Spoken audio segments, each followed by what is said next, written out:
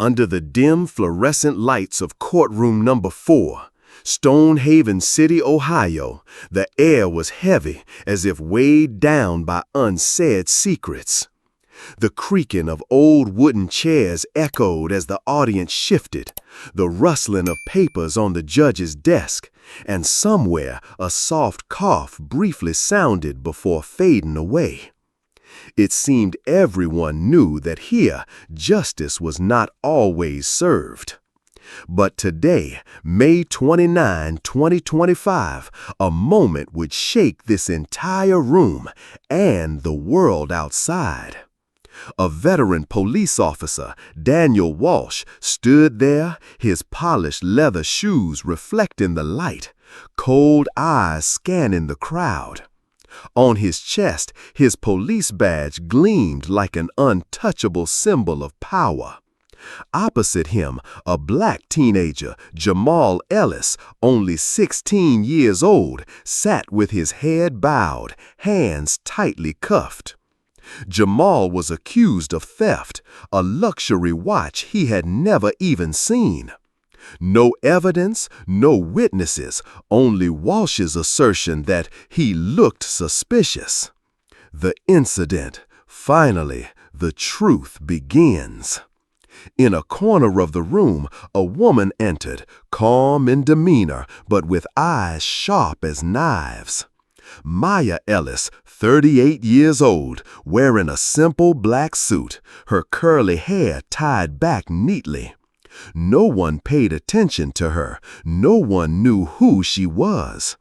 But Daniel Walsh, in a rare moment of loss of control, caught the challenge in her eyes. "Who do you think you are to look at me like that?" he snarled, his voice echoing like thunder. Without waiting for a response, he stepped forward and kicked Maya squarely in the chest. The impact sounded harsh, like a hammer striking down. Maya fell to the floor, paper scattered everywhere from her hands. The crowd froze, murmurs spreading like waves. "You trash!" Walsh shouted, his voice full of contempt.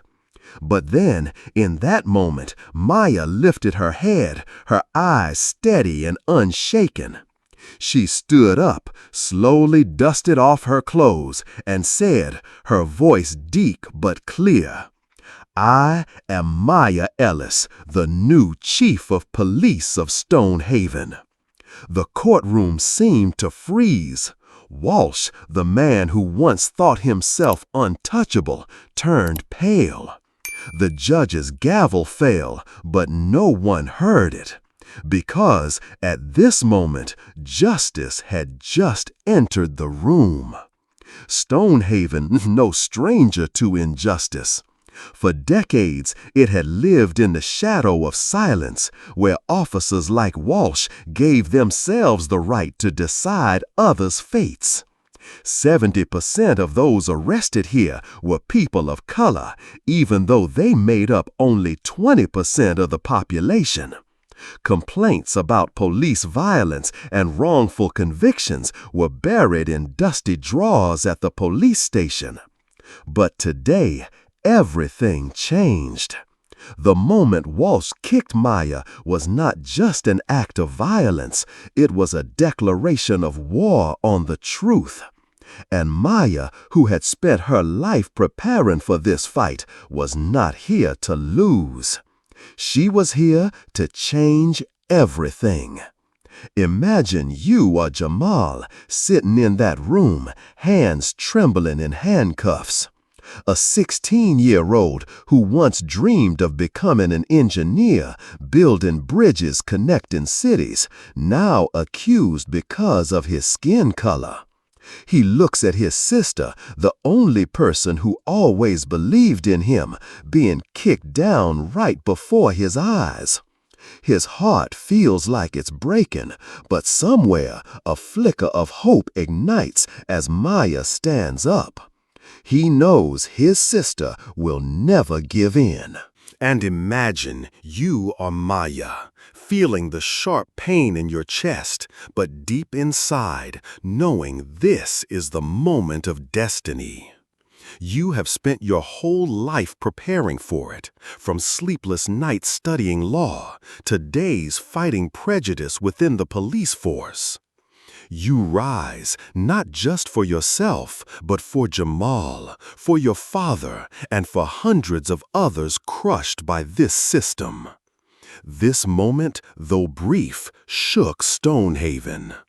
An audience member in the room, hands trembling, raised their phone and recorded the entire incident.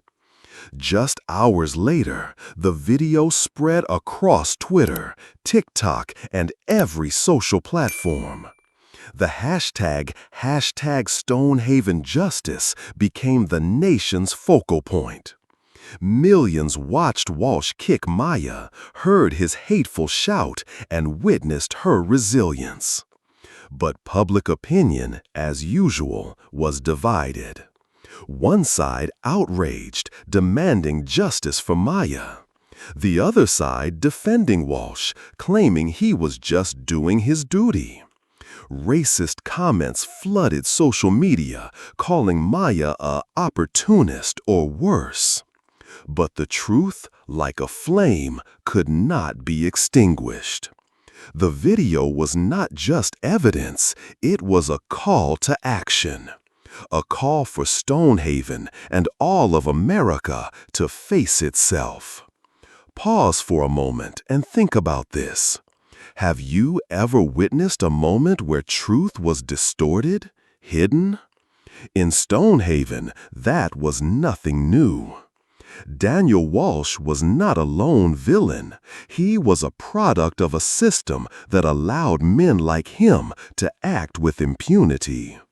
In 20 years on the force, Walsh faced 10 to 15 complaints of violence and abuse of power, but never a serious investigation. His victims, from teenagers like Jamal to the elderly, were left with scars not just on their bodies, but deep in their souls. But today, when Maya stood up, she was not just confronting Walsh, she was confronting a system that had protected him for too long.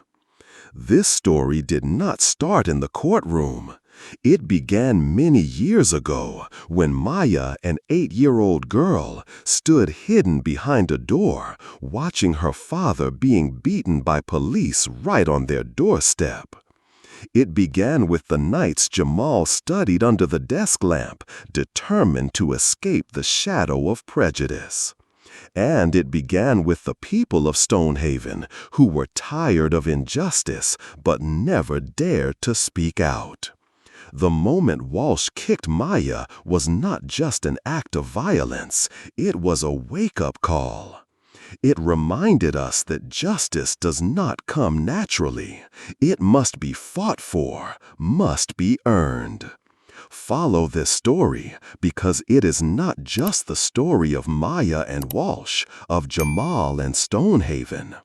It is the story of all of us, of what happens when one person dares to stand up despite all dangers, of how one moment can change a city and maybe a whole nation.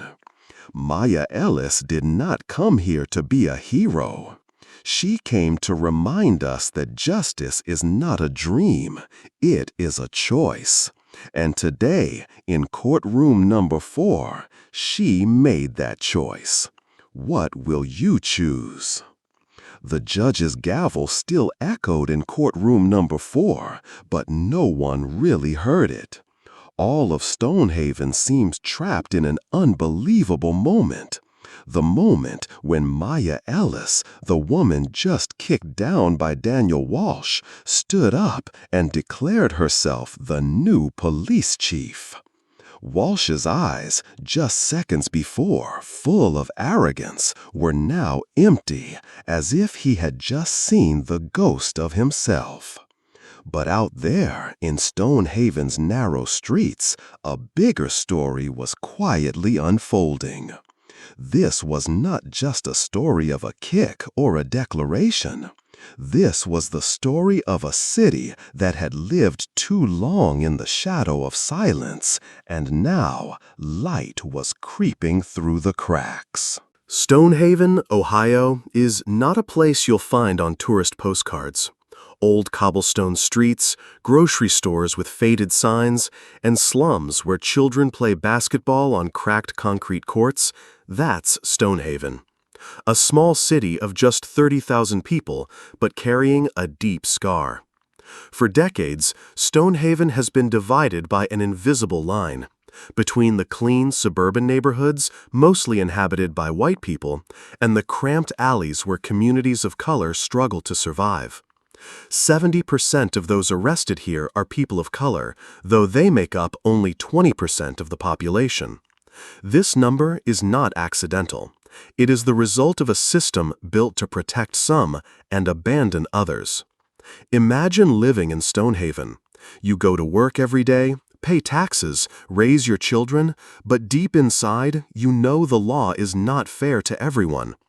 If you are a person of color, you learn to lower your head when a police car passes by. You teach your children not to run in the streets at night, not out of fear of accidents, but fear of being arrested just for looking suspicious. You hear stories of wrongful convictions, of people beaten in dark alleys, but you stay silent. Because in Stonehaven, silence is the way to survive. 200 complaints of police violence have been filed with the department in the past 5 years, but no one has been punished.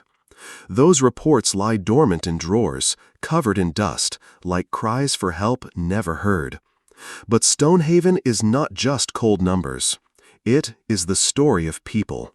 Like Clara Johnson, a 62-year-old street vendor who was pushed down by Daniel Walsh just for accidentally blocking a patrol car's path. Like Marcus, a 14-year-old boy handcuffed and locked in a police car for 3 hours just for carrying a baseball bat on his way home. These stories never appear in local newspapers. They are whispered at family dinners, at church meetings, like secrets the whole city knows, but no one dares speak aloud. On that fateful day when Maya Ellis entered the courtroom, she brought more than just the title of new police chief. She carried the memories of people like Clara, like Marcus, and like her father, who was beaten by police right on their doorstep when she was just an 8-year-old girl. Maya grew up in Stonehaven, in a small house with a loose tiled roof and cracked walls. She remembered her mother crying at night, not from pain, but from helplessness. "Justice is not for us, Maya," her mother once said. But Maya did not accept that. She studied law, fought to become a lawyer, and then, despite all prejudice, became police chief, the first black woman to hold the position in Stonehaven. Pause for a moment and think about this. Have you ever felt injustice so deeply it burned like a fire in your chest? In Stonehaven, that fire has been smoldering too long. Daniel Walsh is not an isolated individual. He is the symbol of a failed system. In 20 years as a police officer, Walsh got used to acting without consequences. He believed the badge on his chest was a shield, that he could decide who deserved to live and who deserved to be crushed. But when he kicked Maya, he didn't know he had just ignited a revolution. That kick, brutal as it was not the most shocking thing. What shocked was the silence of the witnesses. The judge, in his long black robe, sat silently, eyes avoiding contact. The audience in the room, from ordinary citizens to court staff, no one dared speak up. Only Jamal, Maya's younger brother, shouted, "Sister!" His cry cut through the atmosphere. Jamal, just 16 years old, had learned a harsh lesson about this world. He was arrested just for standing near a store when a watch was stolen. No cameras, no witnesses, only Walsh's word. But Jamal was not a number in a police report. He was an excellent student, dreaming of building bridges connecting cities. He was the reason Maya walked into that room, despite all dangers. Imagine you are Jamal, sitting in handcuffs, watching your sister get kicked down. How do you feel? Fear, anger, helplessness? But then, when Maya stands up, you see a glimmer of hope. You know your sister will never give up. And imagine you are a Stonehaven resident, hearing about the incident through whispers on the streets. You wonder, is this time different? Will justice really come? In Stonehaven, these questions are not new. But this time, the answer is coming, and it bears the name Maya Ellis.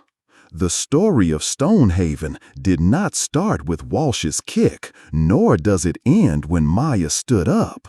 It started with the scars this city carries, with dreams crushed, with voices silenced. Maya is not just a police chief, she is a flame illuminating Stonehaven's dark corners. She came not to seek revenge, but to rebuild. But the road ahead is not easy, because in Stonehaven, truth always has its price. And Maya, no matter how strong, is only one woman facing a system ingrained into every stone of this city. Jamal Ellis's shout still echoes in courtroom number 4, like a knife tearing through Stonehaven's veil of silence. "Sister!" The 16-year-old boy, hands tightly cuffed, watches his sister, Maya Ellis, fall to the floor after Daniel Walsh's brutal kick. His eyes are filled with fear, but deep inside, there's a spark of hope. Because Jamal knows his sister will never give up. He knows, no matter how harsh this world is, Maya always stands up, even if just to protect him. But today, in this courtroom, Jamal's story is more than that of a wrongly accused teenager. It is the spark igniting a bigger fight, a fight for justice, for stolen dreams, and for a Stonehaven he once believed could be fairer. Jamal Ellis is not an ordinary kid in the eyes of those who know him. At Stonehaven High School, he is the top math student with notebooks full of suspension bridge sketches and force calculations. He dreams of becoming an engineer, building bridges connecting cities, erasing invisible boundaries between communities. One day, Sister Maya, he once said, eyes shining bright, "I will build a bridge so no one feels left behind."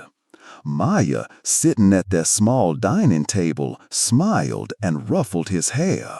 She believed in that dream, believed in Jamal, just as she believed in herself.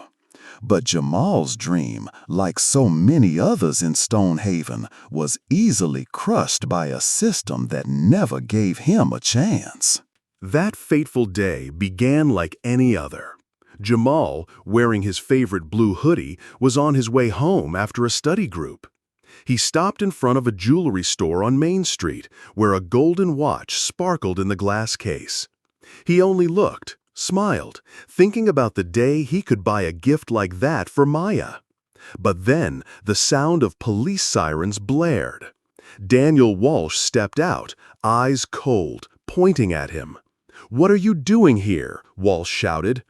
Jamal, voice trembling, tried to explain he was just passing by. But Walsh didn't listen. "You look suspicious," he said, and that was enough.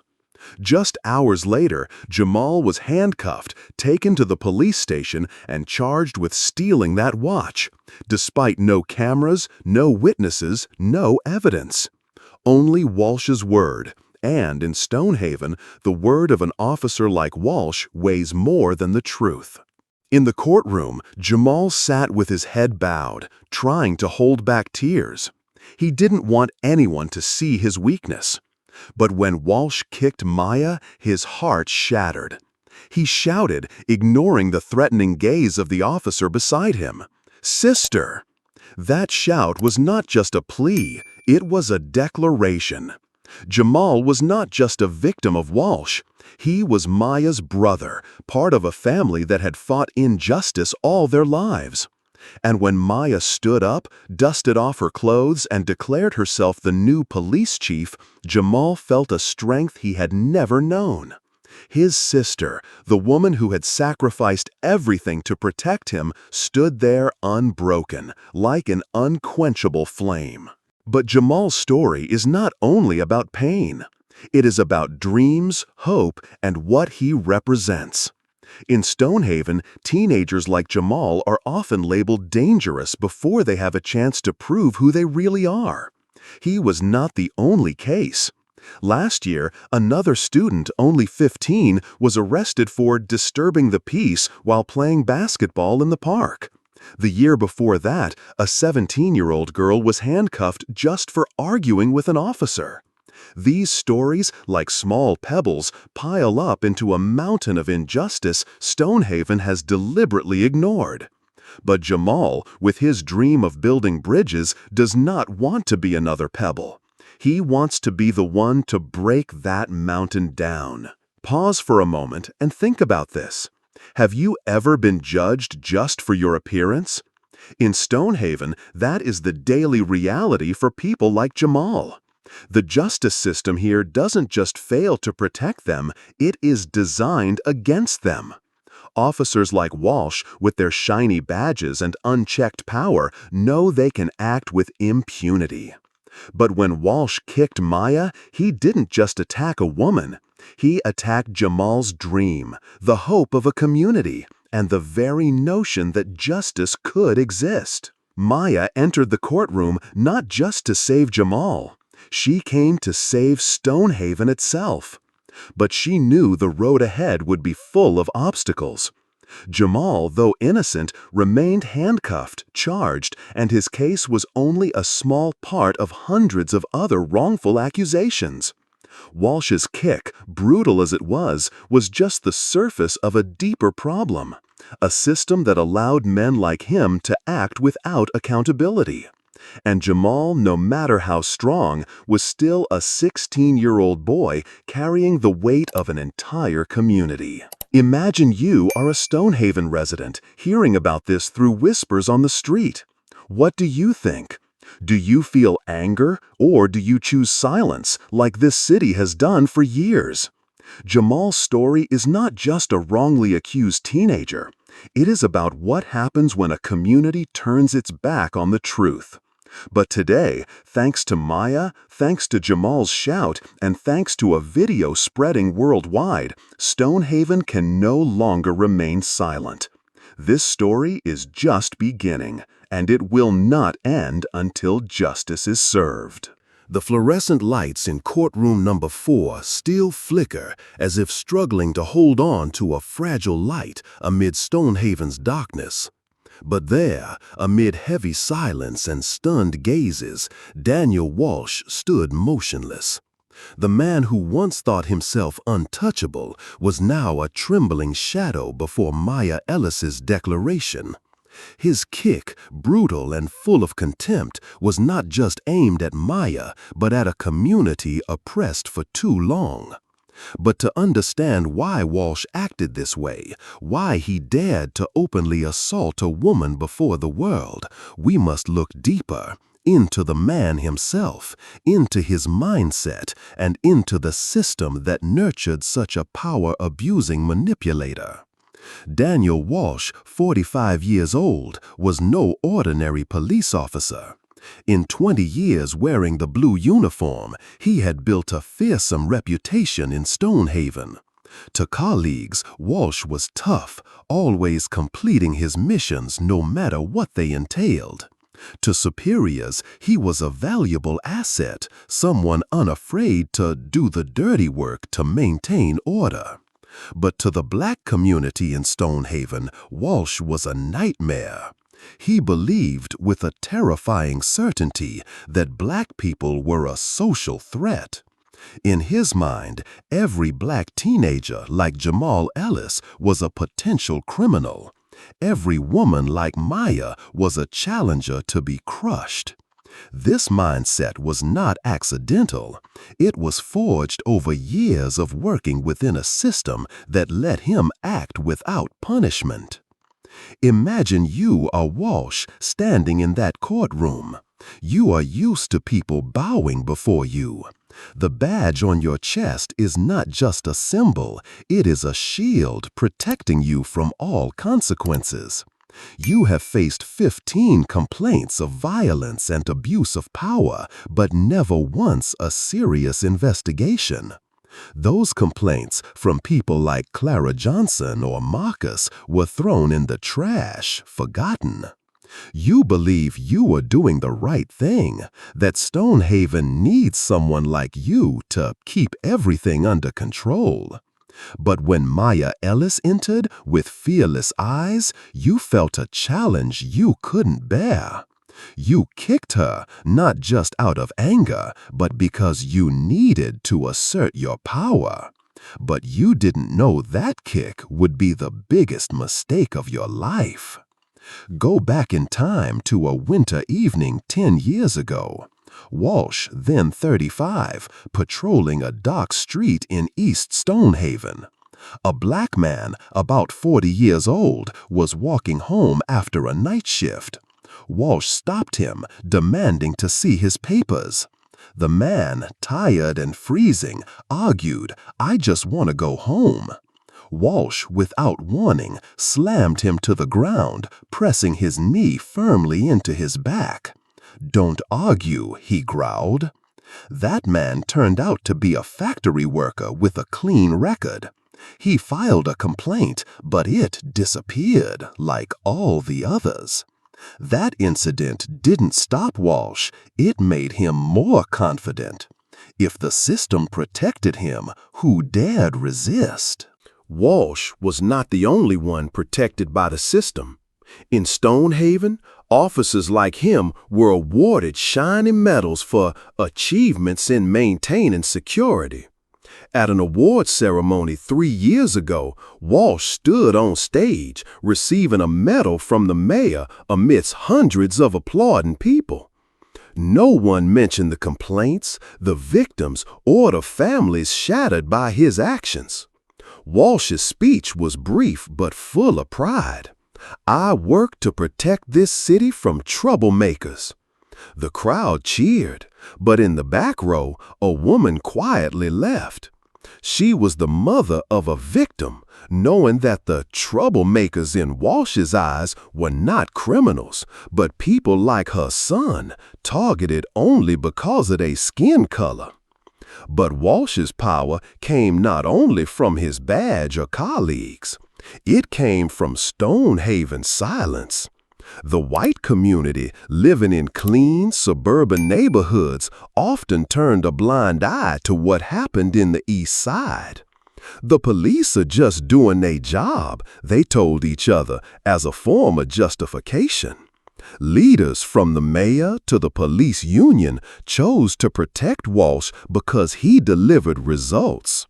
In 20 years, Walsh had arrested hundreds of people, mostly people of color, and each time he was praised for cleaning the streets. But those numbers did not tell the full story. They did not tell of crushed dreams, broken families, or scars that never healed. Pause for a moment and think about this. Have you ever met someone who believed they had the right to decide others' fate? In Stonehaven, Daniel Walsh was the embodiment of that mindset. He didn't just abuse power, he reveled in it. Every time he handcuffed a teenager like Jamal, every time he pushed someone like Clara down, he felt he was delivering justice. But Walsh's justice was not the justice of the law. It was the justice of prejudice, of unchecked power. And when he kicked Maya, he didn't just attack her. He attacked the very idea that a black woman could stand equal to him. But Walsh did not act alone. He was a product of a system that allowed him to exist. The Stonehaven Police Department, with its cold hallways and dusty files, concealed Walsh's and others' misconduct. The police union, with promises to protect brothers in the force, made Walsh untouchable. And Stonehaven itself, with its silence, enabled him. But today, when Maya stood up, dusted off her clothes, and declared herself the new police chief, Walsh began to realize his shield was no longer secure. Imagine you are another officer in the police department, watching Walsh from afar. You know about the complaints, about whispered stories in the break room. But you stay silent because you were taught unity is strength. You tell yourself Walsh is just overzealous, that he is necessary to keep order. But when you hear about the kick in the courtroom, when you see the video spreading online, you start to wonder, are you protecting the right person? In Stonehaven, that question is not easy to answer. Because facing the truth means facing yourself. Daniel Walsh's story is not just that of an abusive officer. It is the story of what happens when a system turns its back on truth. Walsh is not a monster. He is a human being with prejudices, mistakes, and a false belief that he is doing right. But when he kicked Maya, he didn't just ignite his own downfall. He ignited a revolution Maya Ellis would lead, not with force, but with truth. In a small corner of the city where dim streetlights shine on narrow alleys, Jamal Ellis, a 16-year-old boy, once dreamed of magnificent bridges and skyscrapers. He sat in a small room, under the yellow glow of an old desk lamp, diligently sketching his first designs. His hands stained with ink, but his eyes bright with dreams. Jamal wanted to become an engineer, a builder of wonders, bringing hope to his poor neighborhood. He was a good student, always top of the class, and his radiant smile was like sunshine on rainy days. But life is not always fair. One fateful afternoon, Jamal stood on a street corner waiting for his sister, Maya, to pick him up. A luxury watch had been stolen from a nearby store. Just for standing near the scene, just because of his skin color, he was pointed at, accused. No cameras, no witnesses, no evidence. But Officer Walsh, with cold eyes and ingrained prejudice, decided to arrest Jamal to make a record. The cold handcuffs gripped his wrists as if trying to strangle a still unfinished dream. In the courtroom, the atmosphere was heavy, pressing down on the chest. Jamal sat there, hands trembling, clenched tightly. He was scared, his heart pounding as if about to burst. But he tried to stay calm because his sister, Maya, sat in the back row, eyes red but still smiling to encourage him. Inside Jamal, anger flared like a fire. Why him? Why was a teenager with big dreams pushed here, among suspicious strangers' eyes? He thought of his unfinished drawings, of his mother praying at home, and of a suddenly bleak future. Jamal was not the only case. Somewhere, teenagers of color like him were often seen through the lens of prejudice. They were labeled criminals just because of their appearance, because they were born in an underprivileged neighborhood. A wrongful accusation, a single moment dragged into the justice system could destroy an entire future. In a flash, Jamal's dream, the dream of bridges reaching far, could vanish like smoke. But in his eyes, there remained a spark of hope, of resilience. And Jamal's story, the story of a teenager in the eye of the storm, would not end here. Under the dim light of the police office, Daniel Walsh, 45 years old, sat pensively beside a table full of medals and certificates. 20 years in the force, he was a veteran officer, called the Steel Wall by colleagues. The shining medals on the bookshelf testified to his glorious career. But behind that glory lay dark secrets. Walsh believed that people of color were a social threat. In his mind, they were always suspects, always targets to control. To him, power was not just responsibility, but a tool to oppress, to shape the world as he wished. Turn back time to a cold, rainy night a few years ago.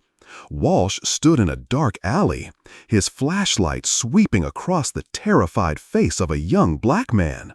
No evidence, no reason, just a fleeting glance. Walsh shouted, shoved him to the ground, and handcuffed him so tightly it drew blood. "You should know your place," Walsh growled, his eyes sharp as knives. The young man, just a student on his way home, cried in despair. That incident, like many others, was buried. Complaints sent to the police station from grieving families and voiceless victims were all suppressed. The system protected Walsh because he was a hero with a shining record. But the truth cannot stay hidden forever. The medals on the shelf were just a facade, hiding a heart full of prejudice. Walsh didn't just act on impulse, the system enabled him. That system often overlooked the mistakes of high-achieving officers, letting them manipulate and abuse power. Once again, Walsh's story reminds us that power, if unchecked, becomes a double-edged sword, tearing apart trust and justice. And somewhere, in the shadows, victims like the young man in the alley still wait for a spark of fairness. Under the faint moonlight of Stonehaven, a small town where quiet streets tell unheard stories, Maya Ellis walks through memories. At 38, she carries a quiet fire, forged from wounds that never healed.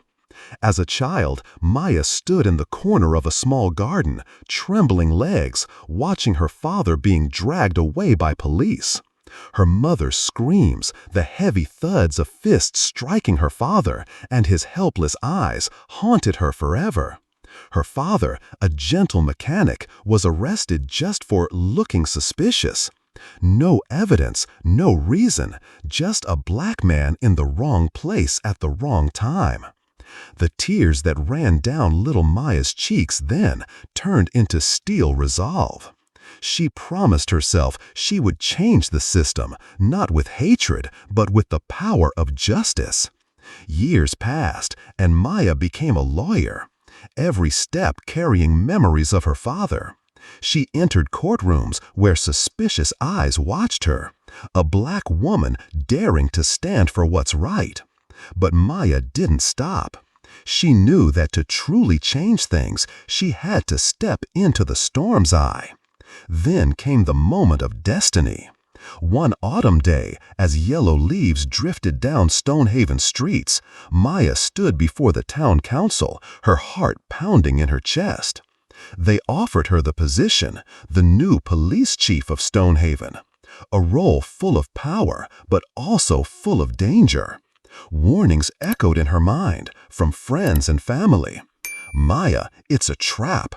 They won't let you change anything. They will destroy you." But in her eyes, there was no hesitation. She thought of her father, of the nights he told stories under dim lights, of a dream for a fairer world. She thought of Jamal, her brother, threatened by that very system. And she said, her voice steady as stone, "I accept." That moment, when Maya placed her hand on the oath table, was more than a personal decision. It was a declaration of war against a system that had imprisoned too many innocent people, that had concealed too much injustice. She knew she would be isolated, threatened, challenged daily. Those who try to change the system are often pushed aside, made enemies of the very people they want to help. But Maya was not afraid. She had seen her father fall, but also seen him rise, even if only in memory. For Maya, pain was not an end. It was a fire, a strength pushing her forward. On the day she took office, Maya entered the Stonehaven Police Department, eyes scrutinizing every step she took. No one welcomed her with a smile. The cold walls whispered of buried secrets, of suppressed cases, of officers like Walsh who used power to oppress rather than protect. Maya felt the weight of responsibility, but she did not flinch. She stood there in her new uniform, hair tied high, eyes bright as a torch. She thought of long nights studying law, days fighting in court, and the time she held her mother, promising that one day things would be different. But Maya's journey was not just a story of power or position. It was the story of a girl who grew up in the shadow of injustice, who learned to turn pain into motivation. She remembered her father's dreams, to open a large garage where everyone was treated fairly, regardless of skin color. Those dreams had been crushed, but Maya was determined not to let them vanish. She carried them like an invisible flag into every battle she faced. When she entered the courtroom where Jamal, her brother, was being wrongfully tried, Maya felt injustice stab at her heart. She saw Jamal's fearful eyes, a 16-year-old with dreams of becoming an engineer, now handcuffed just for standing near a theft. She looked at Walsh, the officer who arrested her brother, wearing a smug smile. Her heart boiled, but she held back, knowing anger alone couldn't defeat this system. Only steadfastness, only truth could do that. Maya stood there, in the courtroom, not just as a sister, not just as a lawyer. She was the symbol of those trampled by the system, those who never gave up. She took a deep breath, preparing for the moment that would change everything. She knew the road ahead would be thorny, that men like Walsh would not easily relinquish power. But she also knew that in her heart, she carried the strength of her father, of Jamal, of the people of Stonehaven, waiting for a spark of hope. And then, in the tensest moment, as the courtroom seemed to hold its breath, Maya stepped forward. Her voice rang out, gentle but firm, like a river cutting through stone. I am Maya Ellis, the new police chief of Stonehaven. The whole room froze. Walsh, his face pale, looked at her as if he couldn't believe his eyes. Whispers rose from the audience. The judge paused, and the pen in his hand dropped to the table. That was the moment truth spoke, the moment a steel-willed woman declared the era of injustice was over. But that moment was not just a victory. It was the beginning of a bigger battle. Maya knew that power abusers like Walsh always underestimate their opponents. They think a black woman with a past full of wounds cannot shake their system. But they were wrong. Truth, like a strong wind, has the power to topple even the most impregnable walls. And Maya, with her resolve and an unquenchable fire, was ready to lead that wind. Maya's story is not just the story of one woman. It is the story of those who dare to stand, to face fear, to turn pain into power. From a little girl witnessing her father's beating, to a tireless lawyer, and now a police chief with a mission to change a whole town, Maya Ellis is proof that justice is not a distant dream. It is a journey demanding courage, patience, and a fierce belief that truth will always find its way. In the suffocating courtroom of Stonehaven, the atmosphere was heavy like an impending storm. Light filtered through the hazy windows onto the old wooden benches where the audience sat in tense silence. The creaking of shifting chairs, the ragged breathing of someone, and the pounding heartbeat of Jamal, the 16-year-old teenager in handcuffs, echoed in Maya's mind. Just minutes ago, she had been fiercely kicked in the leg by Walsh, the powerful officer, in a blatant act of provocation. The pain spread, but Maya did not fall. She took a deep breath, stood tall, eyes blazing like an unextinguishable flame. She knew this was the moment her whole life had prepared her for. All eyes turned to Maya. Walsh, a smug smile still lingering on his lips, thought that kick would break her, but he was wrong. Maya stepped forward, her shoes striking the wooden floor with each step, every sound like a drumbeat of fate. Her voice, gentle but sharp, cut through the silence like a knife. "I am Maya Ellis, the new police chief of Stonehaven." The entire room seemed to hold its breath. Walsh turned pale, his arrogant smile vanished, replaced by a look of confusion, as if realizing he was facing a tsunami. The judge, leafing through documents, paused. The pen in his hand fell with a soft but resonant click. The audience began whispering, some with mouths agape, others clenching fists as if witnessing the unbelievable. At the back row, Jamal lifted his head, eyes sparkling with hope mixed with surprise. He had never seen his sister like this, a woman not only strong but a symbol of resilience. A mother sitting nearby, clutching her child tightly, whispered to her companion, She is the police chief." An elderly man with white hair nodded, eyes shimmering as if seeing a light after many dark years. But not everyone was pleased. Some familiar faces in the town looked at Maya with suspicion, even hostility. They were used to Walsh's way, the old system where power belonged to men like him. That moment when Maya stood at the crossroads of justice and injustice was a declaration.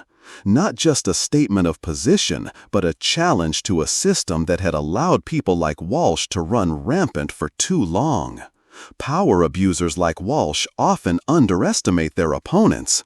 They think their power is untouchable, that a black woman with a painful past cannot shake them. But they were wrong. Truth, when spoken by a determined heart, has the power to topple thrones built on lies. Maya stood there, her gaze sweeping the room, pausing briefly on Walsh, then on Jamal. She saw her brother, with his dream of becoming an engineer, threatened by this system ready to crush him. She saw her father, in memory, with bruises on his body, but still smiling at her.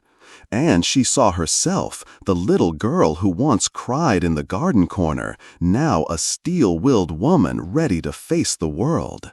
Her heart beat strongly, but her voice remained calm, like a river flowing relentlessly.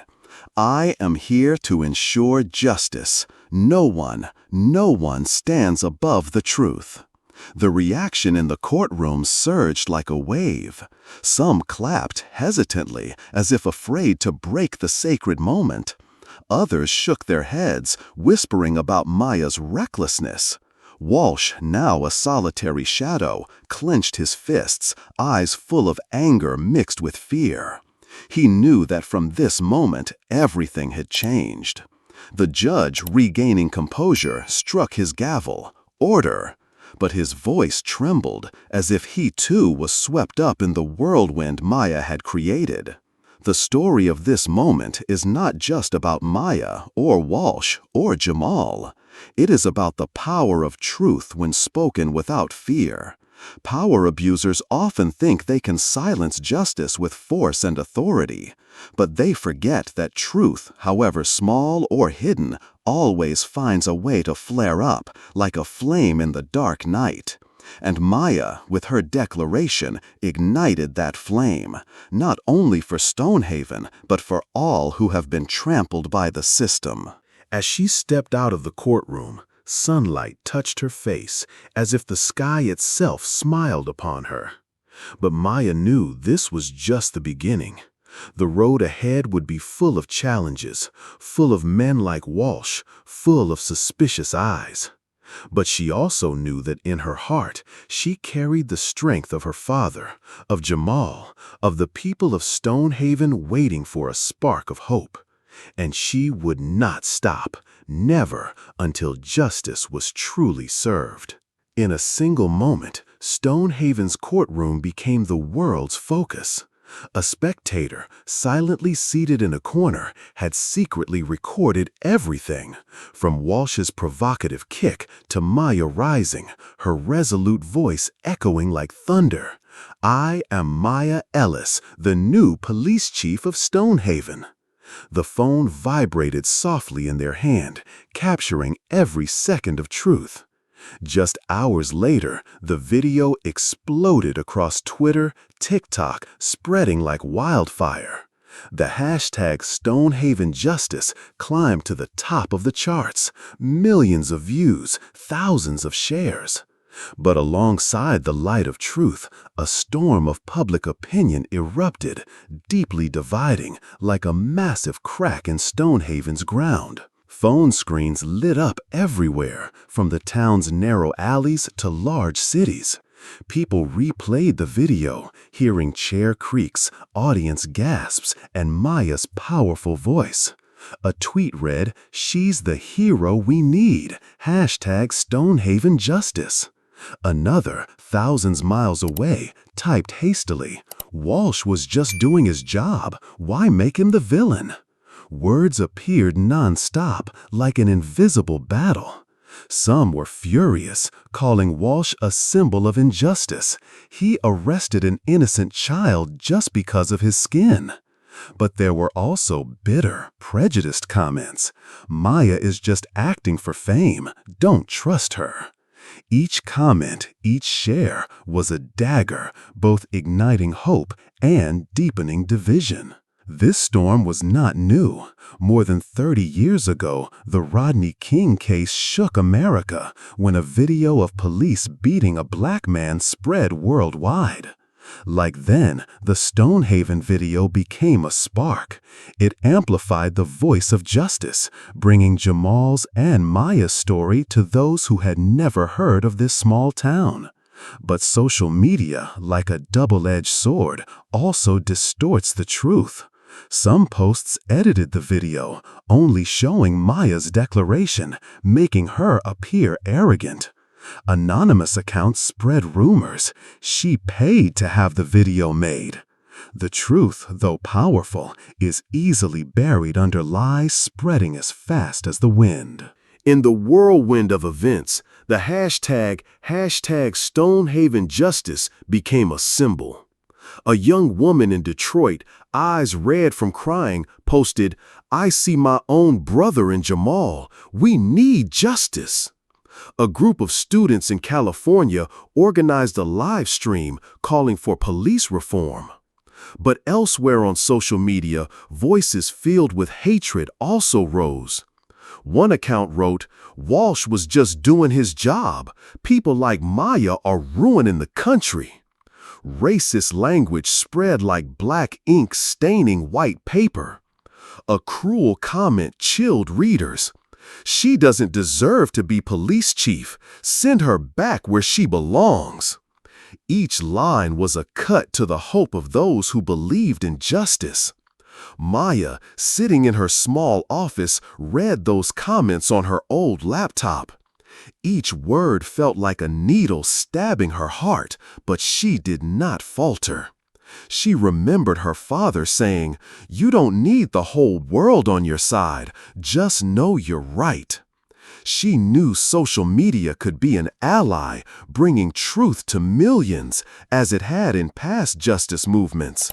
But she also saw clearly that without verification, it could become a weapon, distorting truth and stirring hatred.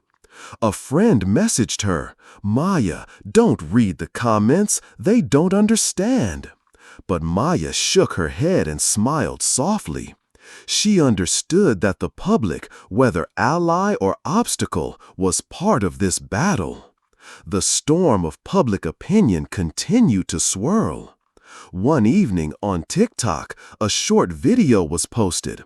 A girl, no older than 10, standing in front of a drawing board, holding a pen and writing #Stonehaven Justice, Justice for Jamal.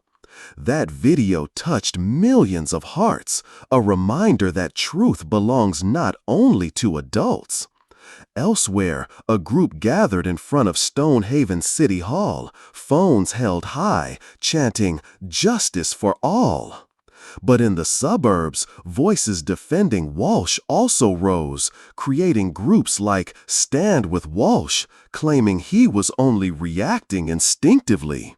That division, like a shattered mirror, reflected a society still struggling with itself. The story of the video was not just about its spread. It was about the power of a moment when truth is recorded, shared, and becomes a flame. But it was also a warning. The public can lift you up or pull you down. Maya knew to win, she needed not only truth, but patience and people willing to stand up, even if just with a comment, a hashtag, or a small voice in the storm. And in Stonehaven, that flame still burned, waiting for the day justice would truly shine. In the dim light of a small cafe on Stonehaven's outskirts, frustrated whispers spread. A group of white residents, calling themselves Stand with Walsh, gathered around wooden tables, phones glowing with posts defending Daniel Walsh. They believed he, the veteran officer with 20 years of gleaming medals, was only reacting instinctively when arresting Jamal and confronting Maya. "Walsh is our protector," said a middle-aged man, voice deep but angry. "Maya Ellis is just exploiting her position to cause trouble." Nods of agreement rang out, mingled with the clinking of coffee cups. But behind those defenses lay a dark truth. Racial prejudice, like a ghost, guided them. On online forums, toxic posts spread quickly. An anonymous account wrote, "Maya staged everything to bring down Walsh. Don't be fooled." Another, harsher, "People like her don't belong in Stonehaven." Racist words, like sharp knives, cut deep into the hope sparked by the #Stonehaven Justice video. Within the Stand with Walsh group, a woman named Karen, mother of 2, shared her story. She grew up in a peaceful Stonehaven where everyone knew each other, where police like Walsh were heroes. To her, Walsh was not an abuser of power. He was a symbol of order, of days when she felt safe. "I don't believe he's wrong," she wrote online, her tone convincing. "We need people like Walsh to keep this town intact." But what Karen didn't see, or refused to see, were the wounds Walsh left on so many lives. Karen was not alone. Many in the group believed Maya, as the new police chief, was destroying Stonehaven's traditions. They remembered Walsh's patrols, his cold gaze that kept kids from causing trouble. They didn't see the times he handcuffed innocent people, didn't hear the pleas in the dark. Prejudice blinded them, making them reject the truth even when it was clear in the viral video. A post on a far-right forum said, "Maya is a danger. She wants to turn Stonehaven into a battlefield." Those words, like poisonous wind, stirred fear and division, overshadowing Jamal's story, a teenager wrongly accused because of his skin color. But in that darkness, faint lights still flickered. A group member, a young man named Tom, began to ask questions. He had worked with Walsh, seen him get results. But after watching the video again, hearing Maya's resolute voice, he felt unease. He remembered years ago when Walsh arrested a friend of his just for walking in the wrong place. That friend never spoke about it, but his eyes had changed forever. Tom started scrolling through Twitter comments, reading stories about Walsh's victims, and for the first time wondered, was I wrong to support him? But when he raised his doubts in the group, his small question was met with cold silence and warning looks. The division in Stonehaven was not just a town story. It was a mirror reflecting a society still struggling with prejudice, where truth is often distorted by fear and blind loyalty.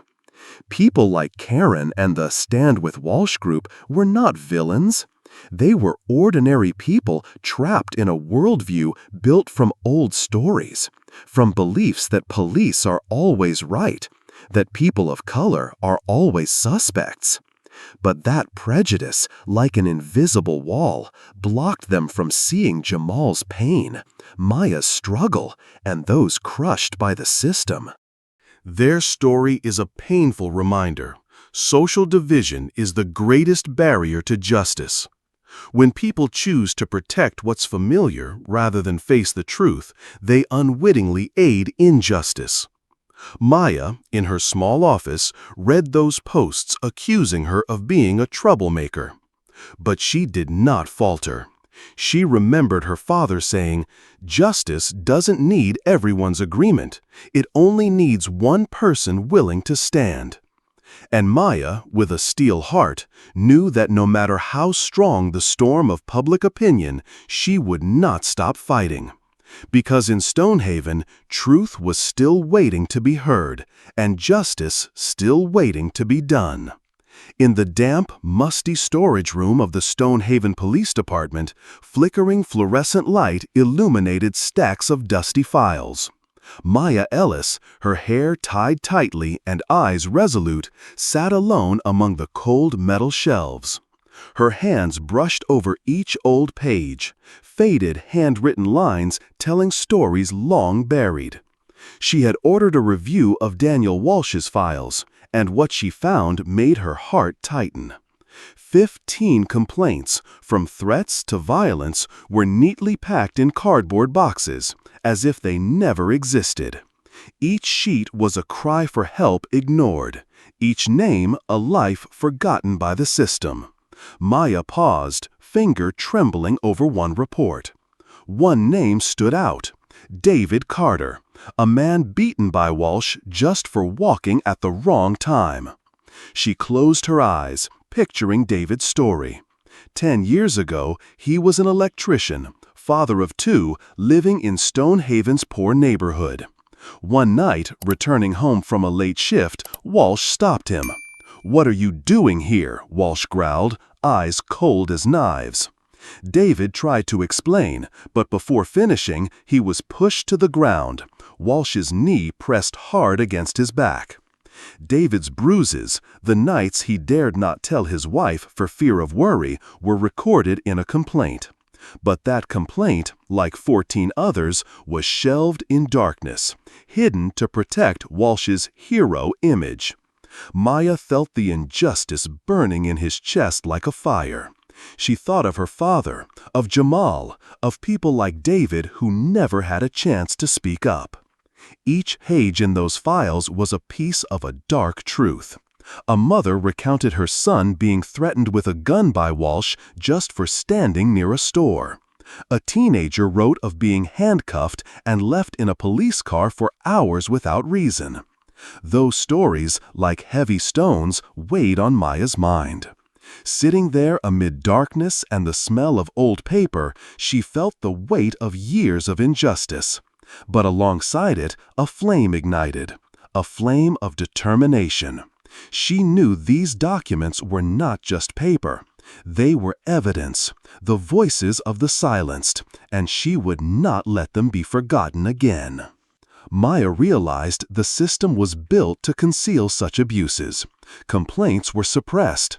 Officers like Walsh protected because they brought results and kept the department's image polished. But what was the price of this cover-up?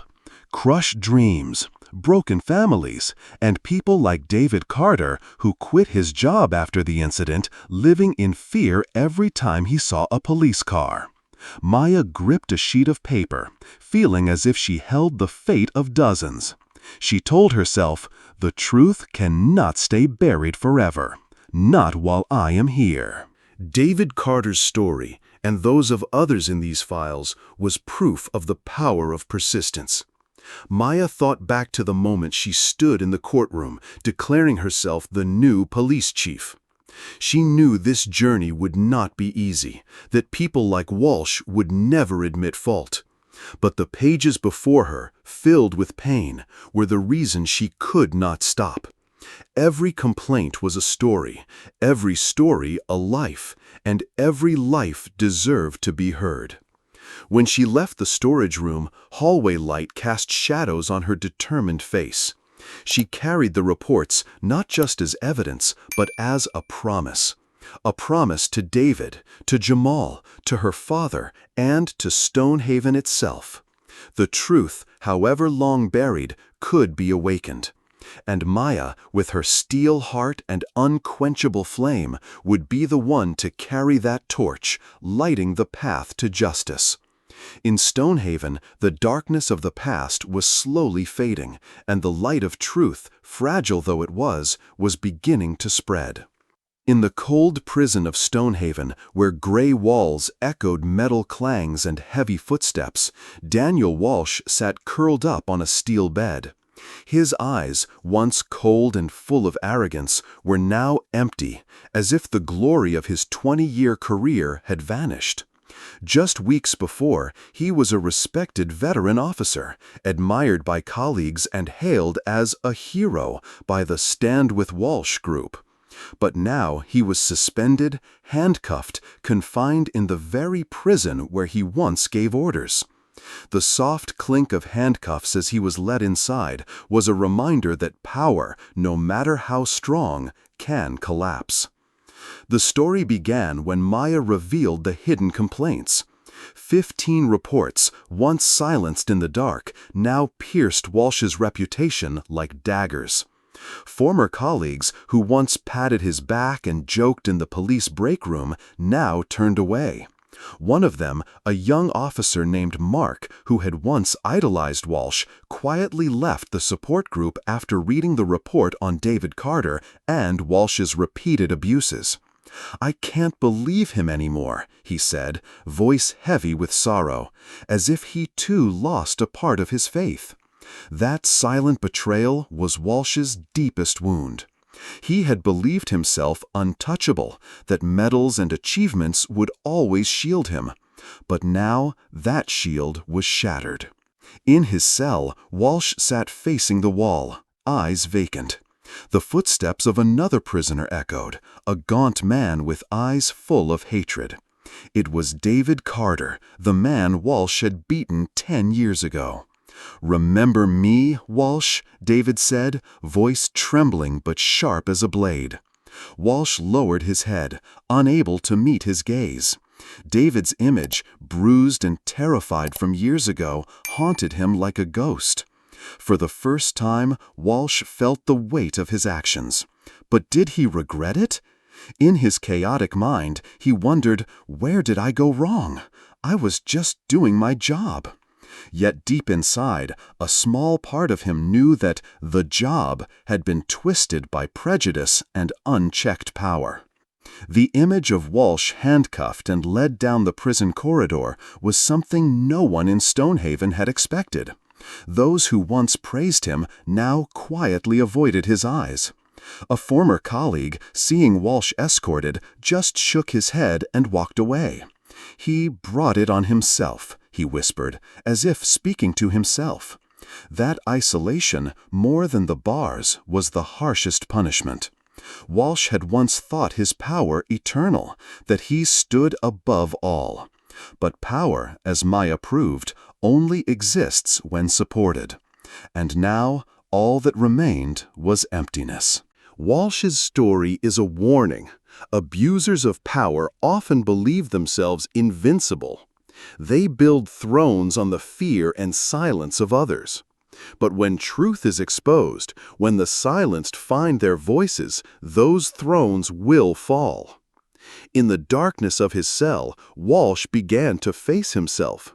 He remembered the times he dismissed complaints, mocked victims, thought himself the law. But now the law had turned on him, unyielding. Outside, Stonehaven was changing. Maya, with steady steps, was laying the foundations of justice. But Walsh's story was not over. In isolation, with vacant eyes, one question lingered.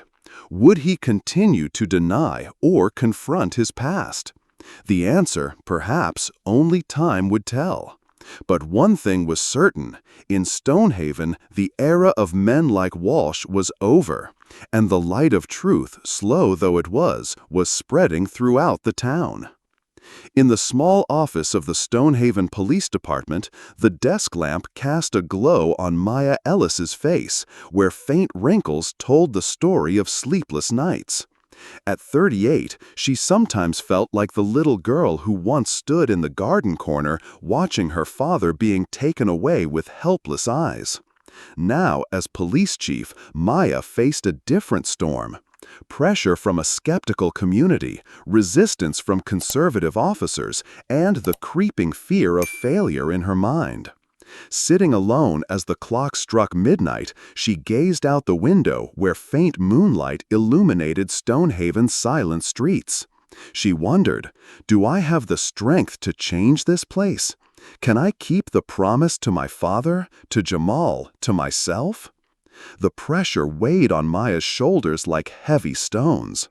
Every day she met scrutinizing looks from colleagues, whispers behind her back. She will fail. No one can change this system. Stonehaven's community, though beginning to speak out through the hashtag Stonehaven Justice, remained divided. Some called her a hero, but others, especially in the suburbs, saw her as a troublemaker. An anonymous letter arrived, scrawled with the words, "Resign, Maya, before it's too late." She read it again and again, her heart tightening. Doubt, like a ghost, quietly crept into her mind. She thought of her father, of nights when he told stories in a warm, regretful voice. Justice, Maya, is sometimes a dream too far away. Yet, in the room's darkness, Maya found an old envelope sent by a stranger.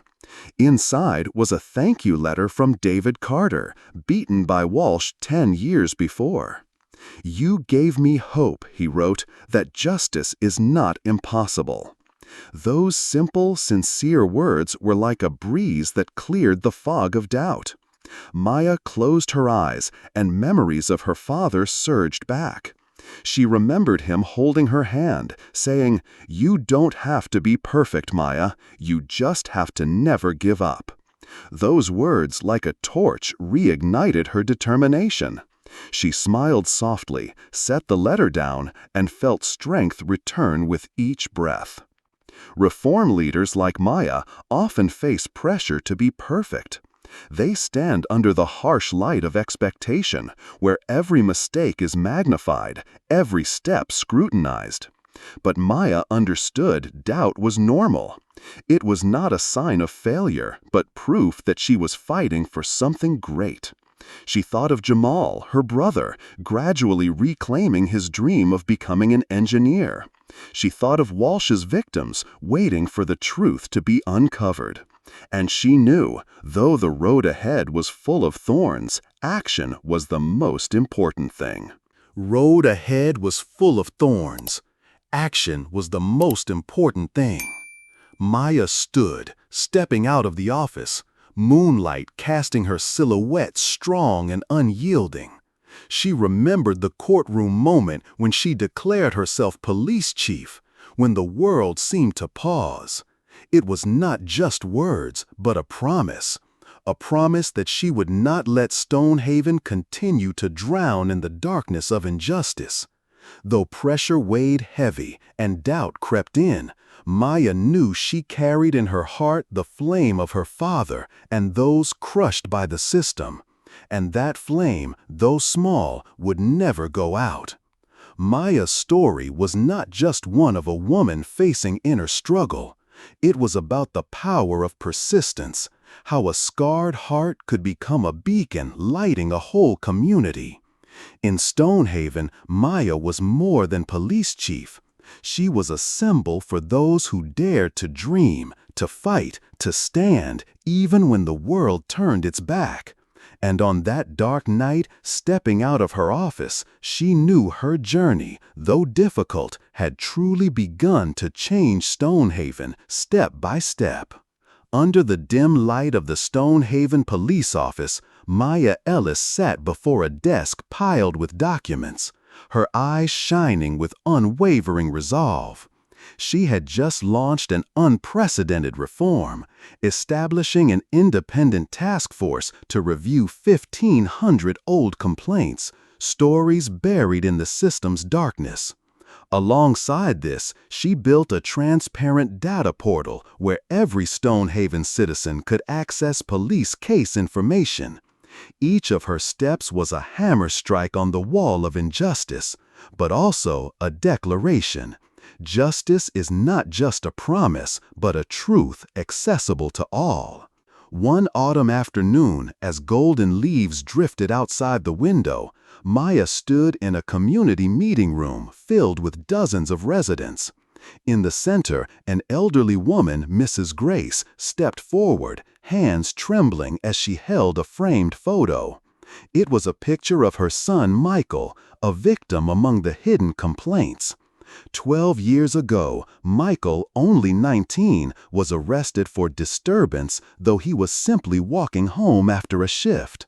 No evidence, no trial. Michael was beaten in an alley, and afterward he was never the same. Grace, voice choked with emotion, recounted the story, tears streaming down her cheeks. When Maya's task force reopened the case, the truth was revealed. No criminal record, only a false testimony by an officer. At that moment, as Grace embraced Maya in tears, the room seemed to hold its breath. Applause broke out slowly but emotionally, like a spreading wave. A young man stood and shouted, "This is the justice we've been waiting for." A girl, no older than 16, held her mother's hand and whispered, "Mom, finally someone listens." But Maya, though smiling, knew this was only the beginning. Michael's case was one among thousands, and every story deserved resolution. She looked at Grace, saw in her the eyes of her own mother long ago, and vowed, "I will not stop." Maya's reform was not just numbers or policies. It was a flame kindled for those abandoned by the system. Her transparent data portal, though a simple website, became a symbol. Stonehaven's people, from single mothers to high school students, began accessing it, reading cases, and asking questions. A father, after reading his son's file, wrote to Maya, "Thank you for giving us a voice." Yet Maya knew reform often stops at the surface without accountability. Too many cities declare change only to let promises fade like smoke. She was determined not to let Stonehaven follow that path. The story of Grace and Michael was more than a personal victory. It proved transparency was justice's foundation. When truth comes to light and hidden stories are told, systems must change. But Maya also understood this path was not easy. Every reopened case was an old wound reopened. Every step forward, a new challenge. She thought of her father, of nights he spoke of dreams for a fairer world, and she felt strength from those memories. Leaving the meeting room, Maya stepped out into the pale sunlight of Stonehaven, hearing the rustle of leaves beneath her feet. She saw a group of children playing nearby, and in that moment she pictured Jamal, her younger brother, dreaming of becoming an engineer. She knew that for children like them, for people like Grace, she had to keep going. Maya's reform was more than changing a town. It was a promise that justice, though difficult, would always find a way as long as there were those brave enough to stand up and keep the flame of transparency burning. In the dim light of the Stonehaven police station, the atmosphere was heavy, like the calm before a storm. Maya Ellis stood before a group of officers, her gaze firm yet betraying tension. A group of conservative officers, led by veteran Roger Hammond, openly opposed her. They called Maya's reforms destroying tradition and an insult to those who had devoted their lives to the department. One morning, when Maya announced a new oversight plan, Roger stood up, voice low but sharp. "You think you can change everything? Stonehaven doesn't need new rules. We've done this for decades, and we know how to keep this town safe." His words ignited a small strike. Some officers refused to work, gathering in the hallways, whispering about Maya's betrayal. Maya knew this was her greatest challenge yet. These officers were not just colleagues. They were bound to the old system, where Walsh's power once ruled, where complaints were suppressed and justice often sacrificed for order. Standing in the meeting room facing Roger, their eyes met like sparks. "You speak of tradition," she said, voice calm but resolute. "But what tradition allows a teenager like Jamal to be wrongfully arrested? What tradition hides the pain of people like David Carter?" The room fell silent, the ticking clock the only sound. Some officers looked down, avoiding her gaze, as if her words struck a hidden chord. Maya did not rely on logic alone. She understood that to change hearts, she needed to connect personally. She spoke of her father, his bruises after a wrongful arrest, and how he still taught her to believe in justice. She spoke of Stonehaven, of children growing up fearful at the sight of police cars. "We are not enemies," she said, her tone warm like an invitation. Roger, still stern, did not reply. But in his eyes a flicker of hesitation appeared, as if Maya's words planted a small seed. Maya knew reform was always blocked by conservative mindsets. People like Roger were not villains. They were trapped in a system that shaped them, where change was seen as a threat. But she did not give up. She organized training sessions, invited victims to share their stories, and patiently listened even to criticism. One evening, when only she and Roger remained in the meeting room, he unexpectedly asked, "Are you ever afraid you're wrong, Maya?" She smiled softly and replied, "Every day, but I'm more afraid of doing nothing." That remark built a bridge. Roger fell silent and for the first time did not turn away. The story of this confrontation was not just about Maya or Roger. It was about the courage to face opposition, the patience to change closed hearts. Maya knew each step forward was a battle, that reform was not just policy but trust building. She thought of her father, of nights he held her hand saying, "You will succeed, even if they stand against you." And she thought of Jamal, his dreams, and the people of Stonehaven waiting for a fairer tomorrow. Leaving the police station, Maya stepped into Stonehaven's starry night. The wind whispered hope, fragile but fierce. She knew the fight was not over, that officers like Roger might still resist.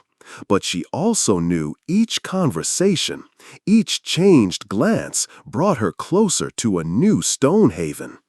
Change, as she learned, required both courage and patience, and Maya Ellis, with a steel heart, was ready to walk that path to the end. On a faintly sunlit afternoon in Stonehaven, the small square before City Hall buzzed with voices. People gathered, not to protest, but to share their stories of injustice, unhealed wounds, and fragile hopes for a better future. Maya Ellis stood among the crowd, listening, her gaze gentle but determined. A single mother named Angela stepped to the podium, hands clutching a microphone, voice shaky but clear. She told of her son Marcus, beaten by Daniel Walsh 3 years ago simply for waiting at a bus stop near a stolen goods store. "My boy was only 17, Angela said, tears streaming down. "He doesn't dare go out alone anymore. Walsh stole my son's innocence." The crowd fell silent, save for soft sobs, like a heartbeat shared by Stonehaven. Angela was not alone. An elderly man, once a teacher, shared how police stopped him and labeled him suspicious just for walking through a wealthy neighborhood. A young girl with a backpack full of books recounted being mocked by an officer when trying to report harassment. Each story was a piece of a puzzle, painting a Stonehaven shrouded in injustice. But today, they did not share to complain. They shared to be heard, to be believed, and to stand together.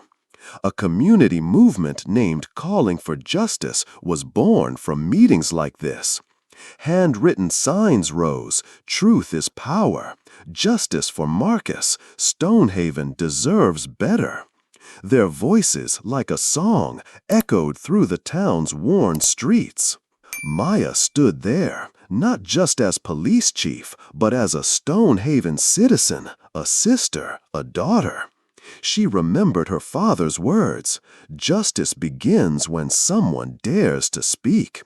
She saw his image in Angela, in Marcus, in every person present. But she also knew communities were often ignored in reforms. Too many decisions were made behind closed doors, without the voices of those most hurt. Maya vowed to change that. She held weekly meetings like this, inviting everyone, from the poorest neighborhoods to the suburbs, to build a new Stonehaven together. The voices of the community were more than stories. They were fuel, the fire driving Maya forward. When Angela stepped down and embraced Maya, whispering, "Thank you for giving us this chance," Maya smiled. Yet inside, the pressure remained heavy. She knew each story was a responsibility, that everyone standing here placed their trust in her. She thought of Jamal reclaiming his dream of becoming an engineer. She thought of her father's nights sharing dreams of a fair world and told herself, "I cannot fail." The story of Stonehaven is proof that the voice of the people holds the power to bring change. But it is also a warning. If the community is ignored, reform will remain empty promises. Maya understood that for justice to truly take root, she needed people like Angela, like Marcus, and the hundreds standing there. As the meeting ended, the crowd began to sing an old Stonehaven song, their voices blending, strong and full of feeling. Maya stood silently, hearing that song, feeling the heartbeat of a town being reborn. As the sunset fell, Maya walked down the road home, the song still echoing in her mind. She knew the path ahead was full of challenges, and not everyone would support her. But with each story told, with every voice raised, Stonehaven was changing. And Maya, with a steel heart and fierce belief, knew that the voice of the community would be the wind that fanned the flame of justice, not just for Stonehaven, but for all who dare to dream of a better world. Under the bright lights of a justice summit in Chicago, Stonehaven's name rang out like a call to action. Maya Ellis, her hair tied high and eyes steady, stood quietly in a corner, listening as a mayor from Detroit spoke of her. "Stonehaven showed us the way," he said, voice warm and inspiring. "They turned a small town into a beacon for justice." The entire audience applauded, but Maya only smiled softly, her heart full of pride and responsibility. Stonehaven, once shrouded in injustice, was now a guiding light for other cities, from Detroit to Seattle, where Maya's reform models were being adopted step by step. One morning, in her small office, Maya received a call from the mayor of a small Ohio town. "We've heard about your transparent data portal," the woman on the line said eagerly. "We want to do the same. Can you help?" Maya nodded, knowing each city had its own story, its own wounds. In Seattle, an independent task force inspired by Stonehaven was established to review old complaints. In Detroit, a new police training program emphasized accountability and empathy. But Maya understood reform couldn't be just copied. She remembered Stonehaven, the community meetings, the voices of Angela and Marcus, and knew each community had to find its own path, shaped by its own pain and hope. Stonehaven's story was not just about one town. It was about the power of ripple effects, how a small flame can light an entire forest. Yet Maya also saw the risk. Many cities, in their rush to reform, copied surface elements without understanding the context. A task force in Ohio failed due to lack of community involvement. A data portal in California was criticized for lacking transparency. Maya, during phone consultations, always reminded, "Listen to the people. They are the heart of justice." She thought of her father and the nights he spoke of dreams for a fair world, and knew every step Stonehaven took was part of his legacy. In Detroit, a clear example emerged. A poor neighborhood similar to Jamal's in Stonehaven began holding community meetings where residents shared stories of injustice. A mother, voice trembling, told of her son wrongly arrested just for standing near a theft scene. Thanks to Stonehaven's model, his case was reviewed and the truth revealed. When the news reached Maya, she sat quietly in her office reading the thank you letter from that mother. "You gave us hope," the letter said, "and we will keep going." Maya smiled, eyes shining. She thought of Jamal, of his dream to become an engineer, and of the children in Detroit and Seattle beginning to dream bigger. The summit ended with an unforgettable moment. A young woman representing a youth organization stepped to the podium, microphone in hand, and said, "Stonehaven showed us that justice is not a dream. It is something we can build, day by day, person by person." The crowd rose, applause thunderous like rolling thunder. From her corner, Maya felt the weight of the moment. She knew Stonehaven's journey was not just about one town, but a movement, a reminder that true justice must be adapted to each community, each story. Returning to Stonehaven, Maya walked the familiar path where old oak trees stood tall through many seasons. She heard children playing, laughter ringing from a nearby street. She thought of her father, of nights when he held her hand saying, "You will do great things, Maya." And she knew Stonehaven was not just a starting point. It was a flame spreading everywhere, lighting places where darkness once ruled. With each city following its example, with every story told, Maya felt her journey, though hard, was changing the world, one small light at a time. In the cold darkness of Stonehaven Prison, Daniel Walsh sat on an iron bed, eyes empty, staring at gray walls. Once a powerful officer, with shining medals and colleagues' respect, now he was just a shadow of himself. The clinking of locks and heavy footsteps of guards echoed. But what made Walsh tremble was not the bars. It was the gaze of other inmates, victims once oppressed by him. A man with speckled gray hair passed by the cell. "Remember me, Walsh?" he said, voice low but sharp. It was David Carter, beaten by Walsh 10 years ago in an alley just for walking at the wrong hour. David's eyes, full of resentment yet pride, stabbed straight into Walsh's mind.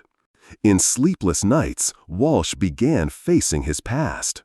He recalled times he handcuffed innocent people, mocked complaints, thought himself the law. But now, in the isolation of his cell, those medals were no medals. They were heavy stones pressing on his chest.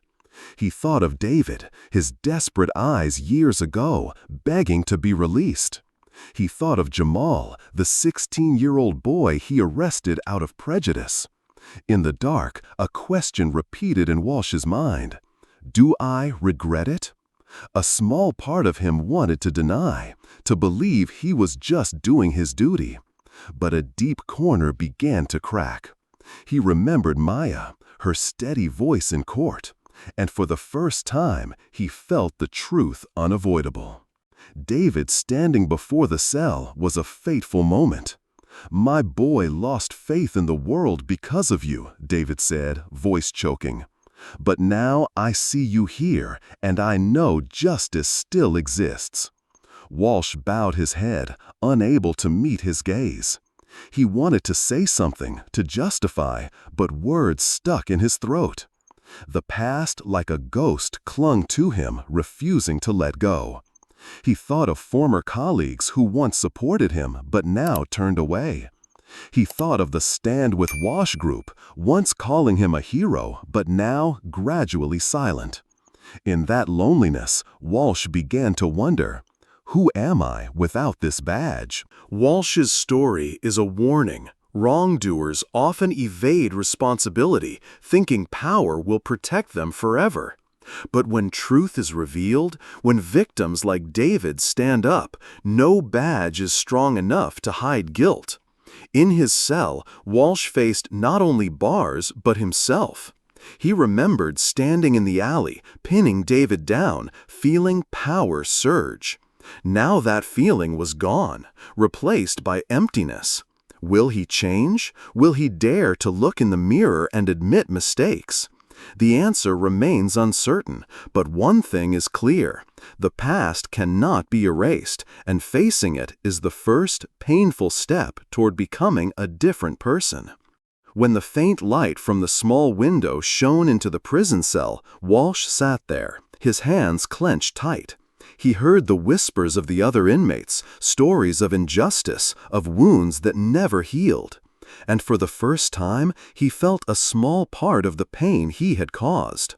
Outside these walls in Stonehaven, Maya was building a new future, where justice was not just words. But in the darkness of the prison, Walsh knew his journey, though belated, had to begin.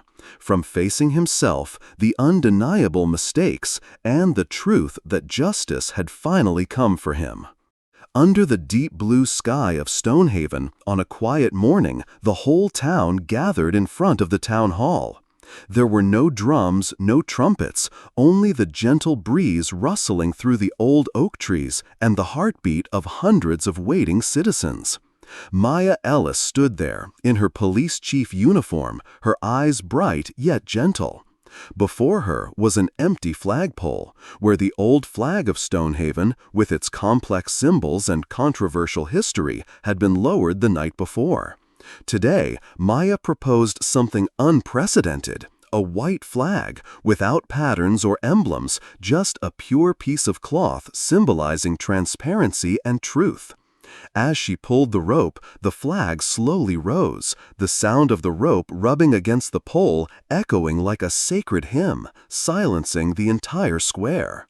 The people of Stonehaven, from children holding their parents' hands to elderly with canes, watched the white flag flutter in the wind.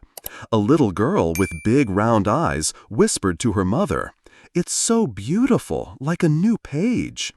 A middle-aged man, once a victim of injustice, stood silently, tears streaming down his face. "For the first time, I feel this town is mine," he said, his voice choked with emotion. But not everyone was joyful. A small group in the corner of the square whispered to each other, shaking their heads. "A white flag? It says nothing at all." For them, the old flag, with its tradition symbols, was what they were used to. But Maya knew those symbols often hide the truth, preserving a system full of cracks.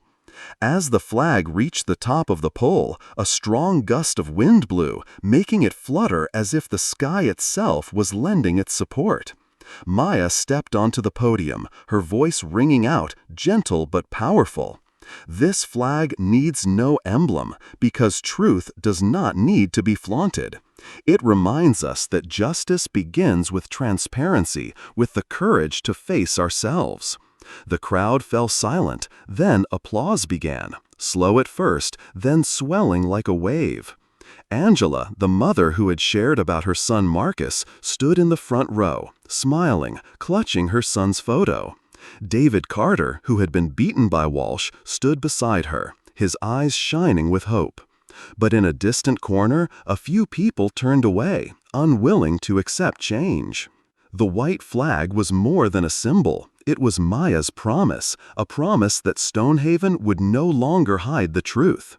She thought of her father, of the nights he told stories about dreaming of a just world, and she saw him in that flag, simple yet strong. She thought of Jamal, her brother, who was now taking his first steps on the journey to become an engineer.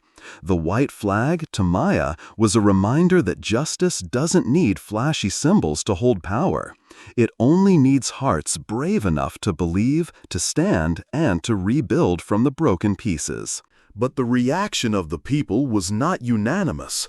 Some, like the little girl and the old man, saw the flag as a new beginning. Others, like the group in the square's corner, felt offended, as if their tradition was being erased. Maya understood that change always stirred controversy, and that even a simple flag could awaken deep emotions, but she did not waver. She remembered the community meetings where the voices of Angela and David had ignited a fire. She knew the white flag was not an end, but a beginning, a call for Stonehaven to rewrite its story together. As the sunlight shone on the flag, making it glow like a torch, Maya stood silently, listening to the wind blending with the applause. She knew the road ahead was still long. The truth, though powerful, still needed protection. But with the white flag flying high and the hearts of Stonehaven's people gradually beating as one, she felt a new strength. Truth doesn't need to be flaunted to have power, and in Stonehaven it was finding its place, moment by moment, with every gust of wind. In a small interrogation room, cold light from a ceiling lamp cast shadows on the faces of Maya Ellis and Daniel Walsh. They sat facing each other, separated by a thin metal table. Maya, in her police chief uniform, had eyes both determined and calm. Walsh, now without his badge, hands handcuffed, bowed his head, eyes avoiding contact. The atmosphere was heavy, broken only by the ticking clock and Maya's steady breathing. She looked at him, not with anger, but with a burning question. She took a deep breath, her voice gentle but sharp. "Without a badge, who are you, Walsh?" The question cut through the silence like a knife, causing Walsh to freeze, his hands tightening. Walsh looked up, his gaze wavering, as if searching for an answer in the darkness within himself. I was just doing my duty," he said, voice hoarse but lacking the confidence he once had. Maya shook her head slightly, not taking her eyes off him. "Duty?" she questioned, voice low but powerful. "Beating innocent people? Arresting a teenager like Jamal? Hiding the truth? Is that your duty?" Walsh was silent, lips pressed tight, as if struggling with himself. For the first time, he had no ready answer, no medals to shield him, no colleagues to support him. There was only him and the truth, raw and unforgiving. Maya leaned forward slightly, her voice softening, like an invitation. "You once had the chance to do right, Walsh, to make people safe, not afraid. So why did you choose this path?" The question, like a wind, blew through the walls Walsh had built in his mind. He remembered David Carter, the desperate eyes of that man in the alley 10 years ago. He remembered Jamal, the threatened dream of that boy. And then, in a rare moment, Walsh spoke, voice trembling. I never learned how to do differently. I thought it was the only way." That confession, though small, was a crack in his proud wall. Maya did not rush to respond. She let the silence stretch, letting Walsh's words echo in the room. She thought of her father, of the bruises on his body, of the nights he taught her that justice was not punishment, but a chance to understand and repair. She looked at Walsh, not as an enemy, but as a lost human being. "Justice is not about destroying someone," she said slowly, emotionally. "It is to help us face the truth, no matter how painful. You still have a chance to do that, Walsh. The question is, do you dare?" Walsh bowed his head, his eyes vacant, as if standing before a crossroads he had never imagined. This dialogue was not a battle. It was an opportunity, a rare moment for two people who once stood on opposite sides to look each other in the eye. Walsh, for the first time, asked, "What do you want from Stonehaven? A world without police?" Maya smiled gently, her eyes shining like a torch. "No, I want a Stonehaven where the police protect, not destroy. Where everyone, from Jamal to Angela, feels safe. Where the truth is not buried." Her words flowed into Walsh's mind like a river, leaving him silent and thoughtful. The story of this dialogue proves that justice is not about argument, not about winning or losing. It is an opportunity to face the truth, to understand, and to repair. Maya knew Walsh might not change immediately, that the wounds he caused would not heal easily. But she also believed that if someone like him dared to look into the past and admit mistakes, justice had taken a step forward.